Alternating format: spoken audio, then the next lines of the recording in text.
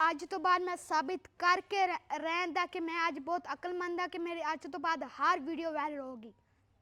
ਓਏ ਪੁੱਤਰ, ਪਹਿਲੇ ਆਪਣਾ ਬਿਸਤਰਾ ਦਾ ਸਿੱਧਾ ਕਰ ਲਾ, ਉਸ ਤੋਂ ਬਾਅਦ ਦੁਨੀਆ ਬਦਲੀ। ਓਏ दादी आप मेरी हर वक्त मेरी बात क्यों करती हो? ओए पुत्तर, मैं ਵੱਡੇ ਵੱਡੇ ਹੁਸ਼ਿਆਰ ਵੇਖੇ ਨੇ, ਪਹਿਲੇ ਘਰ ਦਾ ਕੰਮ ਉਸ ਤੋਂ ਬਾਅਦ YouTube। दादी मैं मशहूर हो गया फिर? पुत्तर ਪਹਿਲੇ 1 ਲੱਖ ਵਿਊਜ਼ ਤੇ ਆਵਣ ਫਿਰ ਗੱਲ ਕਰੀ। ਦੋਸਤੋ ਅੱਜ ਅਸੀਂ ਐਵੇਂ ਦੀ ਵੀਡੀਓ ਬਣਾਣੀ ਹੈ ਕਿ ਤੁਸੀਂ ਸਾਰੇ ਹੱਸ-ਹੱਸ ਕੇ ਪਾਗਲ ਹੋ ਜਾਓਗੇ।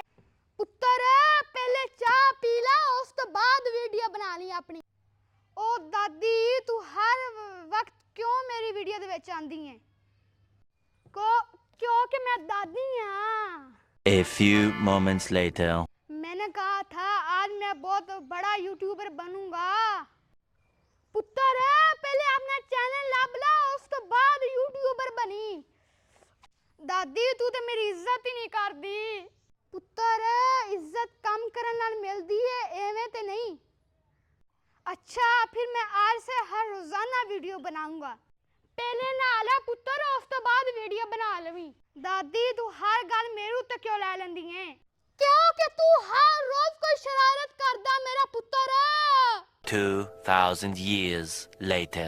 ਤੁਹਾਨੂੰ ਵਾਲੀ ਵੀਡੀਓ ਅੱਛੀ ਲੱਗੀ ਹੋਵੇ ਤੇ ਇਸ ਵੀਡੀਓ ਨੂੰ ਸ਼ੇਅਰ ਵੀ ਕਰਨਾ, ਲਾਈਕ ਵੀ ਕਰਨਾ, ਲਾਜ਼ਮੀ ਇਸ ਚੈਨਲ ਨੂੰ ਸਬਸਕ੍ਰਾਈਬ ਵੀ ਕਰਨਾ ਹੈ ਤੁਸੀਂ। ਕਿਉਂ ਦਾਦੀ ਐਵੇਂ ਹੀ ਹੈ? ਹਾਂ ਪੁੱਤਰ ਐਵੇਂ ਹੀ ਹੈ। ਕਿਉਂ ਭਾਈ ਐਵੇਂ ਹੀ ਹੈ? हाँ भाई एवें ही है।